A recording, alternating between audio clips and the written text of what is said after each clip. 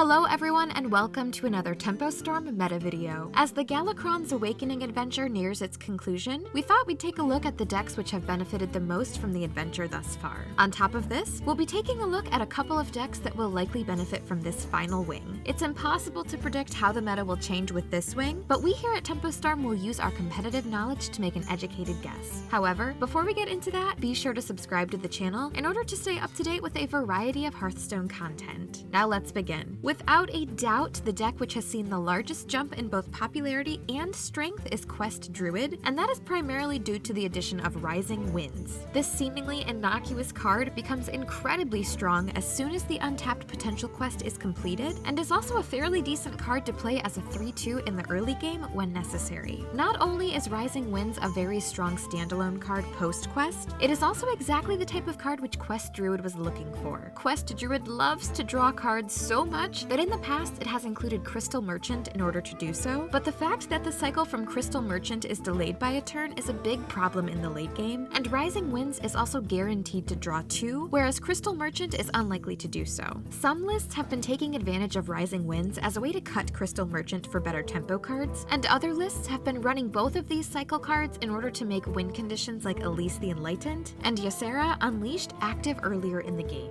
Both of these builds to the deck seem more than viable at the moment, and we shall see if either one becomes the standard list in the future. Two more additions to Quest Druid which should be noted are Boom Pistol Bully and Sky General Crag, both of which have been tested out in several lists. Neither of these cards appear to be core thus far, and neither of them have been performing well according to drawn win rate stats, but they are interesting new options which should be correct to run from time to time. Overall, Quest Druid is starting to look like one of the top decks in the meta, up there with Highlander Rogue and Tempo Galakrond Rogue, and it looks like we will have a significant presence on ladder and in tournaments moving forward. Embiggen Druid was more of a fringe for fun deck before the introduction of Winged Guardian in week 1 of GALAKROND'S Awakening, but with that addition it shot straight to the top of the meta and was one of the most popular decks in Masters Tour Arlington. Since its immediate meteoric rise, Embiggen Druid has come back down to earth a little bit, but it still remains a relevant meta deck largely due to its good matchup against Rogue. The reasons Embiggen Druid needed Winged Guardian so badly are because the deck thrives on overstated minions due to it not having a true top end to its curve, which could be a finisher in close games. On top of this, Winged Guardian is the ideal minion to get from the side quest Strength in Numbers. In addition to Winged Guardian, Embiggen Druid makes pretty good use of Boom Pistol Bully since the deck already beats Rogue and Warrior, and those matchups can be strengthened to the point of being oppressive. This makes Boom Pistol Bully an especially strong tech choice in tournaments where you can look to target Galakrond archetypes quite effectively now. While Embiggen Druid may be a very linear deck that relies a great deal on drawing a few power cards to win games, and while there may be exceptionally few decisions that can be made to alter the outcome of your games, it is strong enough that it will be a relevant part of the competitive meta for quite a while. Quest Hunter only got one singular new card to include, the legendary Sky General Crag, but this one card looks tailor-made for specifically Quest Hunter. While it is pretty decent as an efficiently statted minion in other quest decks like Quest Druid and Quest Rogue, Sky General Crag not only synergizes with the Unseal the Vault quest, which it procs twice, but also with the Clear the Way side quest, which requires you to summon rush minions. When you can activate Clear the Way in the early game, it is one of the most powerful things the deck does, and having extra ways to reliably do so is a huge boost to an archetype which was already quite strong. Before the release of Sky General Crag, Quest Hunter was already on the rise as a competitive deck, and after GALAKROND'S Awakening, it is looking like one of the meta's top ladder decks, as well as a viable option in tournaments. Before we end this video, let's take a brief look at some of the decks which will be getting a lot better following the last wing of the adventure. In a fairly straightforward upgrade to Highlander Mage, the Amazing Rena will function both as a Plague of Death and a late game value card, and is likely to propel an already strong deck into tier 1. We're excited to see where the Amazing Reno takes this deck, but only time will tell. In the final wing of GALAKROND'S Awakening, Paladin is receiving one of the strongest 2-drops to be released in Standard in quite some time, Shotbot. Not only is this card well statted to the point where it is drawing some comparisons to Shielded Minibot, but it is also a reborn minion for Quest Paladin and a mech for Mech Paladin. While Paladin decks may seem pretty unplayable at the moment, both Quest Paladin and Mech Paladin are much closer to viability than they might initially appear. Mech Paladin has actually been performing quite well on ladder recently, and was brought to Masters Tour Arlington by several players, and Quest Paladin is also playable as a counter to Embiggen Druid and several Hunter archetypes. It is unlikely that there is space in the meta for two top-tier Paladin decks that do pretty similar similar things, but at least one of them is very likely to be a major piece of the upcoming competitive meta. Despite its relatively small card pool, Galakron's Awakening is still proving to have a sizable impact on the competitive meta, both on ladder and in tournaments, and we hope this video has helped you stay up to date with those changes as they continue to happen. Be sure to leave a like on this video if you enjoyed it, and subscribe to the channel for lots more Hearthstone content. Thank you for watching, and until next time.